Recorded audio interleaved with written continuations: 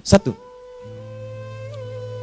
alladzina hum fi salatihim khashi'un. Syarat pertama, kalau ingin mendapatkan surga Firdaus tadi dan kebahagiaannya diturunkan ke bumi, dibawa sampai mati, masuk ke alam kubur lebih bahagia lagi, maka amalan pertama untuk melatih menguatkan iman itu, coba berlatih untuk menunaikan sholat dengan khusyuk. Kalau Anda kerjakan benar sholat ini, maka apa yang Anda dapatkan? Teman-teman ingat betul, saya mau tanya sebentar. Keabadian yang abadi disebut dengan sa'id. Kalau kita ingin turunkan ke dunia percikannya kita dapatkan, usahanya disebut dengan apa? Masih ingat? Aflah itu kalau didapatkan, kata dasarnya apa tadi? Falahun. Lihat baik-baik. Kata Allah dalam Al-Quran tadi, kalau ingin mendapatkan falahun, amalan pertama sholat. Makanya ketika dipanggil sholat, kalimat falah dilekatkan pada panggilan sholat. 5 kali diingatkan. Begitu muadzin kemudian azan memanggil Anda, hayya 'alas shalah. Anda bertanya, ya Allah kenapa kami mesti sholat? Dijawab, hayya 'alal falah. Yuk, pagi yuk. Yang sejati datang sini. Belum dapat sujud, belum dapat ruku, saya berikan. Makanya ketika orang sholatnya benar, dia akan mendapatkan 5 keutamaan. Saat di dunia nih, belum ke akhirat, 5 keutamaan yang tidak diberikan pada orang yang tidak sholat. Atau orang sholat tapi sholatnya nggak khusyuk. Sebab syarat mendapatkannya khusyuk. Alladzina hum fi sholatihim khasyi'un. Bukan alladzina hum fi sholatihim saja, tapi ada kalimat khasyi'un. Artinya yang tidak khusyuk saja nggak akan dapat, apalagi yang nggak sholat. Apa yang 5 ini? Lihat baik-baik. 1, orang yang sholatnya benar, pertama kali sebelum mendapatkan kebahagiaan hakiki dari Allah Subhanahu wa Ta'ala, akan dirubah dulu perilaku hidupnya menjadi perilaku yang lebih baik. Kalau orang itu sholatnya benar, maka sholat itu akan melatih dia untuk berubah, bertransformasi jadi orang baik. Itu ada di Quran surah ke-29 ayat ke-45.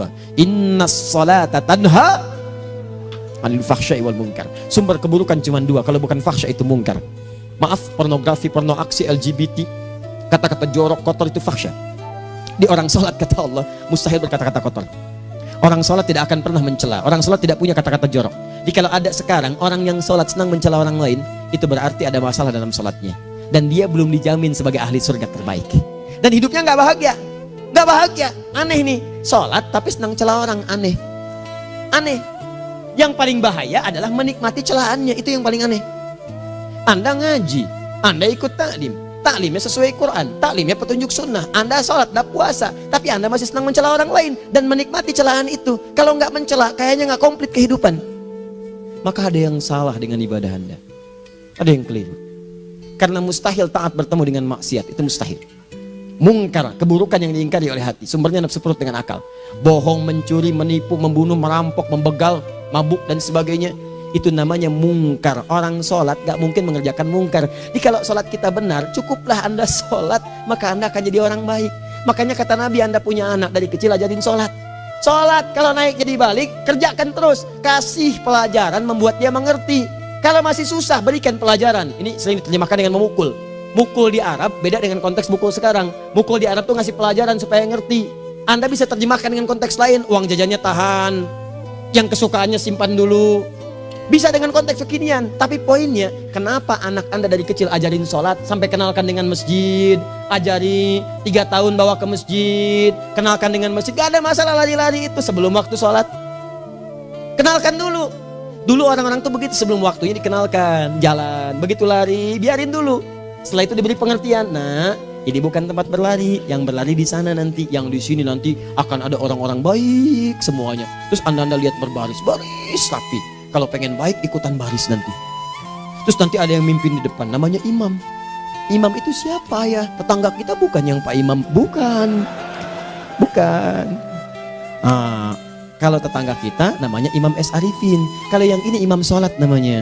Imam sholat itu nanti akan pimpin menyembah Allah. Allah siapa ya? Allah itulah yang memberikan ayah rizki. Allah itu yang memberikan ayah rizki sehingga bisa beli tobot buat kakak, beli robokar poli, ini yang poli, ini yang embers, ini yang heli, ini dulu kakak semuanya tuh yang kasih Allah. Nanti kalau kakak bagus bisa ikut rapi di sini, Allah akan senang, akan ditambah lagi oleh Allah. Oh begitu ya, datang begitu caranya. Ini bukannya waktu sholat belum dikenalin tadi bawanya main-main di masjid. Bahkan ada yang agak repot lagi, di rumahnya susah diatur, dibilang, kamu ini susah diatur, main sana ke masjid, disuruh main, ya main di masjid. Yang salah bukan anaknya, orang tuanya. Apa rahasianya anak itu disuruh ke masjid, suruh sholat? Rahasianya, begitu anak itu sholat dengan baik, maka dia akan tumbuh jadi anak baik di kemudian hari. Itu maksudnya.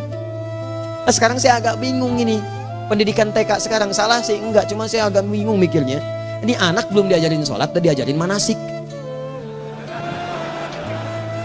Itu bagaimana cara berpikirnya Ferguson? Agak repot saya mikirnya tuh. Ya, walaupun salah sih enggak, cuma saya bingung gitu. Kenapa nggak dikerjakan tahap yang pertama dulu? Tangga itu kan berurutan, nggak bisa Anda lompat langsung ke 5. Kan 1, 2 belum terlewati. Jelas ya? Ah, ini gambarannya. Sholat nih. 1 pasti baik. Jadi kalau sekarang sholat, lisan belum baik, mata belum baik sampai ke kaki, berarti ada yang salah sholatnya tuh. Ada yang nggak tepat.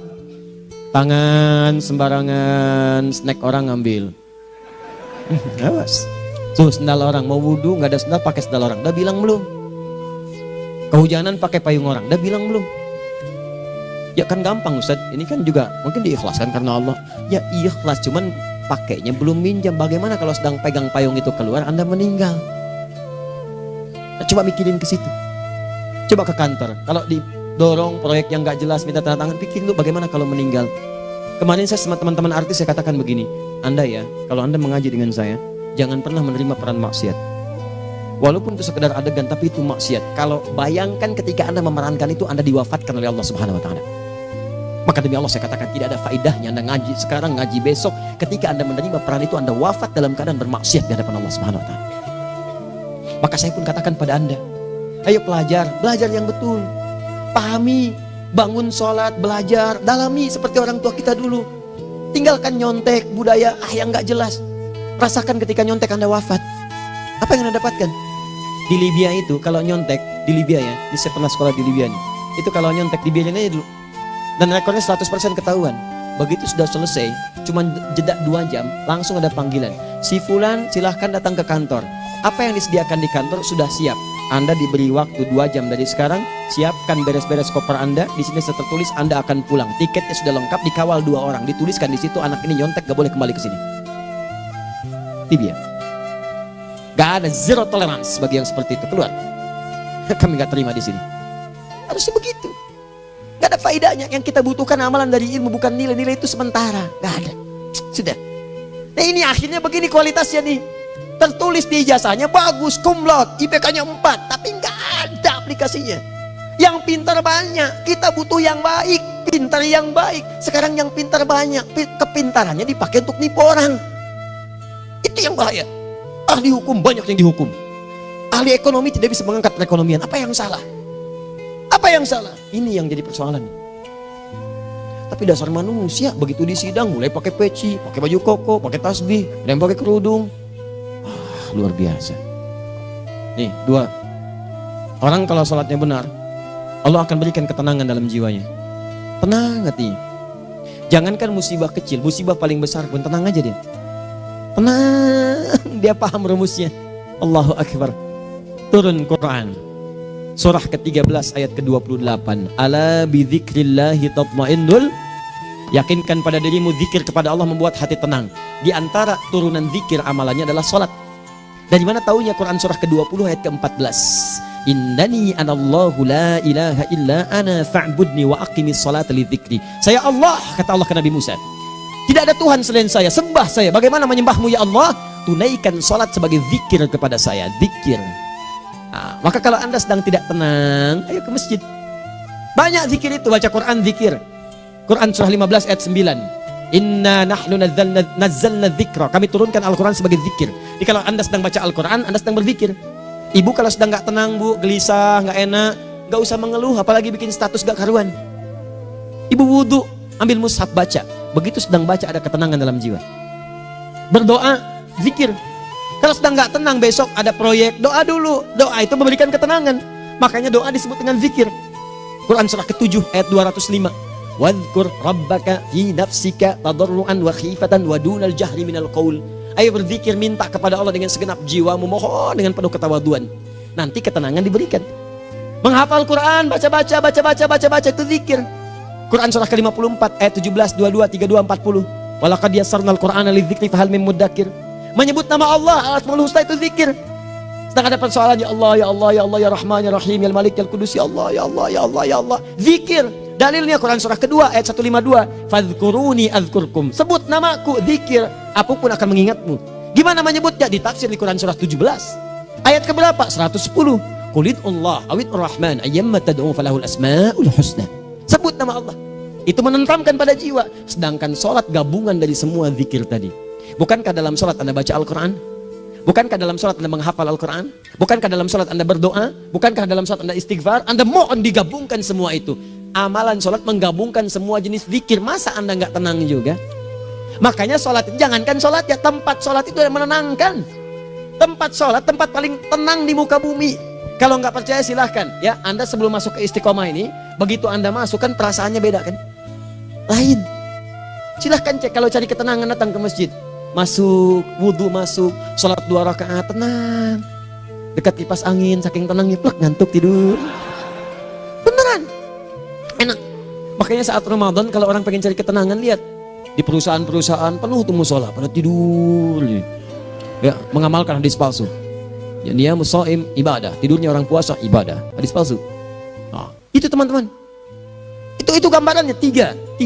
Orang yang salatnya khusyuk benar, itu dijamin langsung oleh Allah Subhanahu wa taala akan dimudahkan semua urusan hidupnya termasuk rezekinya. Ini yang saya katakan. Jadi saya katakan tadi, di akhirat ini, di surga, rezeki tinggal ngambil. Anda kalau benar sholatnya, itu langsung dijanjikan oleh Allah. Rezeki itu nggak perlu Anda banyak pikirkan. Ikhtiar sedikit, datang. Bahkan dari sisi yang tidak Anda duga. Apa dalilnya? Quran surah ke-65 ayat 2 dan 3. Ditafsir di Al-Baqarah ayat 2 dan 3. Wa may yattaqillaha yaj'al lahu makhraja. Ada orang yang meningkatkan takwanya kepada Allah, kami mudahkan urusan hidupnya. Setiap persoalannya diberikan jalan keluar, mudah. Solusi. Setiap ada problematika, ada solusi. Wa yarzuqhu min haitsu la yahtasib. Dan kalau dia ingin mendapatkan rezeki, bahkan kami kirimkan dari sisi yang tidak dia duga. Orang lain capek ini datang lagi, tawaran proyek datang lagi. Utsman tuh Masya Allah kayanya banyak, tapi yang paling dirindukan bukan saat mendapatkan peningkatan omsetnya, yaitu saat dia mendapatkan waktu khusus dengan Allah untuk sholat malam hari, sampai-sampainya sempat sholat tahajud sampai khatam Al-Quran. Abdurrahman bin Auf demikian, Tamim Ad-Dari demikian, sholat karena tahu sholat itu meningkatkan rizki. Karena tahu kuncinya ada di situ, Allah yang punya rizki, disebut dengan Razak, pemilik rizki. Maka saya harus punya hubungan dekat dengan Allah. Kalau sudah punya hubungan dekat, mau apa aja gampang. Belum minta, udah diperhatikan. Silahkan cek, Anda punya hubungan baik dengan bos Anda di kantor. Ya, sebelum Anda minta, beliau udah pikirin tuh. Telepon bendahara, dia udah ngambil belum gajinya? Belum Pak, tambahkan bonus sekian. Kenapa? Karena dia mengawasi Anda. Allah maha tahu dibandingkan dengan bos Anda. Mendekat kepada Allah, semua diperhatikan oleh Allah. Siapa orang takwa itu? Kalimat takwa pertama di Al-Quran Al-Baqarah ayat 2, amalannya ayat 3. Dzalikal kitabu la raiba fihi hudal lil. Siapa mutakin itu? Ayat 3-nya. Alladzina yu'minuna bil ghaib wa yuqimunas shalah. Di gampang. Kalau pengen mudah hidupnya gampang. Biaya nggak mahal, tenaga nggak banyak, tingkatkan takwa nih. Jadi kalau hidup Anda masih susah, di kantor champion, di rumah tangga bermasalah terus, atau sebaliknya, maka boleh jadi kalau gelar Anda tinggi, harta Anda banyak, tapi selalu punya masalah. Bukan Anda kurang hebat, bukan Anda kurang kedudukan, bukan Anda kurang kaya, Anda kurang takwa. Dan yang paling dahsyat, mungkin sholat Anda belum berkualitas. 4. Orang yang sholatnya benar, khusyuk dia. Bahkan saat sholat itu kalau dia minta, maka seketika doanya akan dikabulkan. Tanpa diskusi, langsung seketika. Contoh, Quran surah ketiga ayat 38 sampai 39. Demi Allah saya katakan, Nabi Zakaria punya masalah, masalahnya pelik. Sudah berumah tangga, istrinya divonis monopos, maaf bahkan mandul.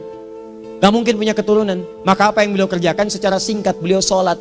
Begitu sholat minta kepada Allah. Hunalika da'a Zakaria rabbah. Di mihrab itu beliau bermohon kepada Allah. Bermohonnya sambil sholat. Qala rabbi habli min ladunka dzurriyyatan thayyibah innaka sami'ud du'a. Ya Allah, mereka katakan saya nggak mungkin punya keturunan. Sekarang saya ingin katakan, ya Allah, saya hanya minta darimu saja, saya nggak akan dengarkan mereka. Ya Allah, mohon Engkau maha mendengar, ya Allah. Maha mendengar doa saya. Kalau kepada yang maha mendengar aja nggak mengabulkan, kepada siapa lagi saya mesti minta? Apa yang terjadi? Fanadatul malaikat wa huwa qa'imun yusolli fil mihrab. turun malaikat mengabarkan, sedangkan beliau masih sholat, belum selesai dalam sholatnya. Sholat khusyuk itu belum selesai sholat aja dikabulkan, doa sudah turun. Sholatnya belum selesai, doa sudah dikabulkan. Annallaha yubashshiruka bi Yahya. Allah kasih kabar gembira, doa kamu didengar, dikabulkan, kamu akan punya anak, namanya langsung dari Allah Yahya, artinya hidup yang mustahil menurut manusia. Lahir seorang dari rahim perempuan yang menepus dan mandul, bayi yang hidup, kata Allah nggak ada yang mustahil bagiku, jadi dan jadi dia. Berita baiknya, Nabi Zakaria sholat dikabulkan. Umat Nabi Muhammad sebelum sholat sudah ditunggu oleh Allah, mau minta apa aku kabulkan sekarang. Hadisnya qudsi, saya bacakan. Hadatsana qala Rasulullah sallallahu alaihi wasallam, qala Allahu azza wa jalla, qasamtu shalah baini wa baina abdi. Kata Allah, saya bagi dua ya salat antara aku dengan hambaku. Wali abdi ma sa'ala. Kalau hambaku benar salatnya, aku berikan apapun yang dia minta sekarang. Idza qala al-abdu alhamdulillahi rabbil alamin. Bagian pertama, kalau hamba benar dibaca Al-Fatihahnya dari alhamdulillahi rabbil alamin, kalau Allah azza wa jalla dijawab oleh Allah, hamadani abdi, hambaku sedang memujiku. Wa idza qala ar-rahmanir rahim, jika hambaku berkata ar-rahmanir rahim, qala Allah azza wa jalla asna alayya abdi, hambaku sedang menyanjungku. Wa idza qala maliki yaumiddin, qala Allah azza wa jalla majjadani abdi, kalau hambaku mengatakan maliki yaumiddin, kata Allah hambaku sedang mengagungkanku. Perhatikan sekarang. Wa idza qala al-abdu iyyaka na'budu wa iyyaka nasta'in, jika hambaku berkata sekarang, ya Allah, kami sekarang ibadah, sholat menyembahmu, dan kami sekarang sedang punya masalah, kami hanya minta tolong kepadamu ya Rabb. Apa jawabannya? Beda dengan sebelumnya. Kata Allah, hadza baini wa baina abdi, inilah perjanjian antara aku dengan hambaku. Wali abdi, kalau hambaku benar khusyuk sholatnya sampai detik ini, baru sampai Al-Fatihah itu pun belum tuntas, baru sampai Al-Fatihah itu pun belum tuntas. Kalau benar bacaannya betul, sholatnya dari takbir sampai dengan selesainya, sampai ayat itu, iyyaka na'budu wa iyyaka nasta'in, kata Allah, masalah apapun yang dia minta sekarang aku akan kabulkan. Besok saya kasih rahasia yang di KBP, ada awal pembuka di awal sebelum Al-Fatihah yang kalau anda benar bacanya itu pengantar kepada pengabulan doa di Al-Fatihah. Apa itu? Besok. 5. Yang kelima ini yang paling diharapkan, dan ini penutup dalam kajian kita malam ini. Teman-teman sekalian, perhatikan baik-baik. Jika anda benar mengerjakannya, maka Allah akan jamin langsung anda akan mendapatkan kesuksesan dan kebahagiaan di semua aktivitas anda. Kalau jadi suami, suami yang sukses, rumah tangga yang bahagia. Kalau jadi pegawai, pegawai yang sukses, dan di kantor bahagia. Masih ingat? Kesuksesan yang menghadirkan kebahagiaan, konteksnya dunia disebut dengan falah, dipegang disebut dengan aflah. Dikembalikan lagi ke atas, ke surah ke-23 ayat 1 dan 2. Qad aflahal mu'minun. Apa amalannya? Alladzina hum fi salatihim khashi'un. Persoalannya, kalau anda sholat belum mendapatkan satu di antara 5 ini, apa masalahnya? Pertama masalahnya, kata Al-Quran, boleh jadi yang sholat itu belum khusyuk. Apa itu khusyuk? 2 maknanya, dan saya tutup di sini. Apa yang 2 itu? 1, kebanyakan orang sholat masih membawa dunia dalam sholatnya. Makanya kalau pengen khusyuk, kata Allah, maka anda rasakan akan bertemu Allah. Rumusnya Quran surah kedua ayat 45 sampai 46. Rasakan secara singkat, mungkin itu sholat terakhir yang anda akan kerjakan dalam kehidupan. Mungkin di sholat itu anda wafat. Kata Allah, alladzina yadhunnuna annahum mulaqu rabbihim. Orang khusyuk itu sudah kelihatan dari sebelum sholat, dia sudah merasa persiapan menghadap Allah. Persiapan ke manusia aja, dia sudah siap-siap, mandi dulu, ganti pakaian, pakai parfum, macam-macam dan sebagainya, hanya memenuhi undangan manusia. Allah mengundang anda 5 kali dalam sehari. Ya maaf, mengabulkan doa anda, mencukupkan kebutuhan, menyembuhkan kalau sakit, disiapkan anda. Harusnya apa? Penampilan sempurna. Kata Quran, orang khusyuk itu kelihatan sebelum sholat, pakaiannya kelihatan. Quran surah 7 ayat 31, ya bani Adam khudhu zinatakum inda kulli masjid. Hai anak cucu Adam, kalau tiba panggilan dari masjid, kenakan pakaian terbaikmu. Di anak cucu Adam tuh kelihatan. Kalau orang khusyuk, begitu adzan kelihatan pakaiannya lain, pakaiannya indah. Khudhu zinatakum, kenakan pakaian terbaikmu. Dipakai, bertemu Allah, bertemu manusia aja pakaian bagus-bagus. Ini aneh ya, ada orang salah ibadah aja, orang salah ibadah pakaiannya bagus-bagus. Lihat nih hari-hari tertentu, besok tuh orang mau ke tempat masing-masing tuh, ada yang pakai jas, pakai dasi, pakai batik, pakai kebaya, anaknya dibawa, dikuncir 2, bawa manisan macam-macam. Mau salah ibadah aja tampilan bagus. Masa antum yang benar ibadahnya nggak bagus? Bedakan pakaian futsal, pakaian sholat ganti dengan yang sholat. Ini gimana pakaian sholat pakai pakaian futsal? Depannya gambar Messi, belakang Ronaldo. Repot. Malaikatnya juga bilang, kamu salah baju, harusnya Luka Modric.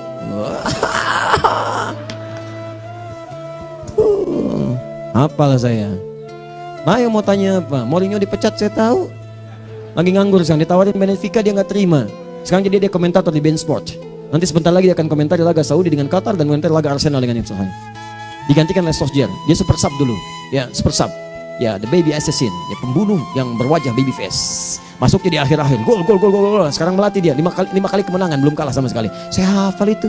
Tapi masih di urutan ke-6, tapi jaraknya ke yang keempat itu tinggal 3 poin lagi. Hafal saya. Liverpool tahu cuma 4 poin sekarang bedanya, kemarin 7 kalah 2-1 sama Manchester City. Walaupun banyak analisis yang menyebutkan mungkin itu diberikan saja gitu kan, karena ada yang lain-lain. Hafal kedua Manchester City. Hafal saya. Ayo mau tanya apa lagi? Tottenham Hotspur ke bawahnya, ada Chelsea, ada Arsenal, baru kemudian Manchester United. Liga Italia, wah udah gak kekejar Juventus. Ya, apa lagi? Dan seterusnya lah. Gak ada ujungnya bahas yang begituan. Jelas ya? Maksud saya, Anda tanya itu saya jawab. Tapi tidak menghilangkan ibadah kita yang lain. Dan apa ruginya? Ya tahajud dah. Apa yang bisa dikerjakan besok, lihat besok. Ya kan tahajud kan bisa besok. Ada orang tahajud jam 10 pagi? Gak ada. Lebih baik Anda kerjakan malam tahajud. Yang tidak bisa dilihat malam bisa dilihat besok. Cara berpikirnya bagaimana kalau besok meninggal? Gak kesampaian teman-teman sekalian. Gak kesampaian. Nah maka dari itu, Anda kalau mau ada panggilan sholat, siap-siap baju yang bagus. Itu sempurnakan. Anda panggilan orang mandi, panggilan Allah, buka Quran surah 5 ayat 6, sempurnakan wudu. Ya ayyuhalladzina amanu idza qumtum ila shalah faghsilu wujuhakum, wudu yang baik. Berpakaian yang rapi. Kenapa? Karena boleh jadi saat dipanggil Anda wafat saat itu. Maka wafat Anda dalam keadaan yang suci, dengan keadaan tobat, dengan pakaian terindah pada saat itu. Yang kedua, maaf, orang-orang kurang khusyuk itu saya tutup. Yang kedua itu karena kebanyakan orang sholat tidak paham, tidak mengerti apa yang dibaca dan dilakukan dalam sholatnya. Jujur pada diri sendiri, jawab pada diri Anda. Sampai sekarang Anda sholat, berapa persen bacaan sholat yang Anda pahami? Jangan-jangan selama ini Anda sholat ribuan kali sujud, ribuan kali ruku, gak ada yang paham yang dibaca. Sekian persen yang paham, bagaimana sholat Anda bisa khusyuk? Pekerjaan Anda dipahami, urusan akhirat Anda gak dipahami. Di mana cara berpikirnya? Aku yang bagaimana atau engkau yang harus bagaimana? Ya, coba berubah. Nah ini baru satu amalan, belum yang lainnya. Ada 5 amalan lagi yang kalau kita bisa turunkan itu, selain sholat yang khusyuk, maka jaminan tadi akan datang. Baru sholat khusyuk aja 5 datang, apalagi ditambah dengan 5 amalan lainnya lagi. Demi Allah saya katakan, dunia kecil sekali, gak ada nilainya. Akhirat aja enak, nikmat. Saya ketemu Ustaz Arifin beberapa waktu lalu, dan kita doakan semoga Allah berikan kesembuhan, kesehatan. Saya datang, biasa kita ada berdoa, duduk. Bang istirahat, bang butuh istirahat, umat udah nunggu. Dah gak usah mikir yang lain, karena beliau cerita masjid, cerita zikro, cerita mana. Ya insya Allah. Nitipin ini, nitipin itu dan seterusnya. Dan yang paling indah adalah, bang kita saling panggil weekend. Nikmat, gak ada yang senikmat ini. Zikir, Allah, doa. Nah bayangkan sakit tapi masih nikmat gitu. Nikmat. Iya bang, saya paham. Istirahat dulu. Banyakkan nanti orang jengkuk. Saya pamit dulu ya, supaya bisa istirahat, supaya tenang. Lama kita pegangan tangan, ngobrol, saling mendoakan. Itu nikmat. Dan cara berpikirnya kalau sudah pakai iman, semua nikmat. Ada uang nikmat, gak ada uang nikmat, sakit nikmat. Karena cara berpikirnya lain. Nanti kita bertemu lagi, saya terangkan pada Anda. Dan saya contohkan satu kisah. Bahkan ketika ada orang yang diuji Allah dengan ujian yang sangat luar biasa, yang menurut sementara orang itu ujian sangat luar biasa menggetarkan jiwanya dan susah untuk bertahan, tapi orang ini nikmat saja menjalaninya. Nikmat. Ada yang di rumah tangga, ada yang di macam-macam. Contohnya banyak. Satu contoh saya berikan di malam ini. Sekali suami istri, wah luar biasa. Istrinya itu cerewetnya Pak, bukan cuma cerewet, ngeselin bagi suaminya. Maaf Bu ya, bukan ibu maksudnya. Jadi semua yang dikerjakan suami salah. Pengen mangga, ayah kalau kita sekarang dibeli mangga. Kenapa mangga yang ini? Saya pengennya mangga yang lain. Belikan mangga. Kenapa beli mangga aja? Jeruknya mana? Jeruk. Semua. Pokoknya semua yang kerjakan suami salah. Tapi suami tidak pernah mengeluh. Ini kerjakan, itu kerjakan. Satu kali, perhatikan cara memandangnya. Ketika iman sudah masuk ke dalam jiwa. Kata temannya, akhi, istri kamu ini begini, nyusahin kamu. Kenapa kamu gak cari yang lain? Kan gampang ada syariat. Udah pisahin aja, cari yang lain. Kamu tenang ibadah. Apa jawabannya? Hey, Allah sudah turunkan surga ke saya lewat dia. Kenapa kamu meminta saya untuk menjauhinya dan meninggalkan surga saya? Di cara melihat dia, bukankah ketika ada berbagai keluhan saya sabar? Bukankah sabar mendekatkan saya ke surga? Allah kirimkan tipikal istri seperti ini supaya mendekatkan saya ke surga. Dengan itu kan saya banyak pahala. Saya sabar, pahala banyak. Sudah Allah berikan pahala kepada saya. Kamu malah nyuruh saya untuk berpisah dengan pahala itu. Perhatikan cara berpikirnya. Indah. Kalau rumah tangga seperti ini semuanya enak gitu. Suaminya biasa-biasa, istrinya cantik, luar biasa. Begitu berdandan kelihatan, kata suaminya, Masya Allah, wajahnya tak berpaling, mata tak berkedip. Kata istrinya, ya zauji madzabik, sayang kamu kenapa? Allah syakiran lillah bihadari. Demi Allah, aku bersyukur mendapatkan istri secantik kamu. Kata istrinya, nahnu fil jannah zauji, kita berdua di surga. Kata suaminya, kok bisa begitu jawabanmu? Iya, kamu bersyukur dengan keadaanku, aku bersabar dengan keadaanmu. Catat. Bukankah orang syukur dan sabar di surga? Tuh lihat, canda-canda orang-orang soleh itu begitu. Nikmat ketawa walaupun nyelekit di hati. Cuman bawaannya enak gitu. Nah, nanti itu ada tuh, nanti saya turunin tuh.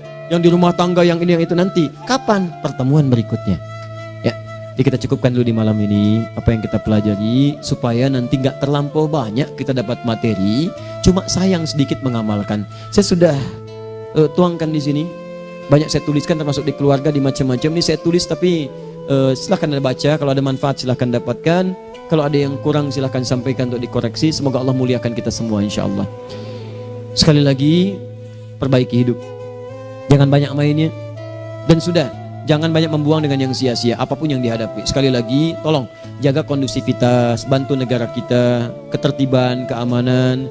Kalau saya menyampaikan sesuatu ada singgungan dengan yang kekinian, itu maksudnya koreksi masukan-masukan supaya diperbaiki. Tapi tetap dalam urusan pemilihan kita punya pilihan masing-masing yang tidak boleh dipaksakan. Jelas ya? Baik, jadi ya saya sampaikan sekali lagi. Pertama, pilih mana? Anda dipaksa harus ikut, atau yang kedua, kita bebas memilih sesuai. Dah. Sudah ya. Jadi kita akhiri, subhanakallahumma bihamdika asyhadu an la ilaha illa anta astaghfiruka wa atubu ilaik. Wa akhiru da'wan alhamdulillahirabbil alamin. Berjumpa besok sesi terakhir fikih ikhtilaf di Masjid Ar-Rahman Kota Baru Parahyangan. Assalamualaikum warahmatullahi wabarakatuh.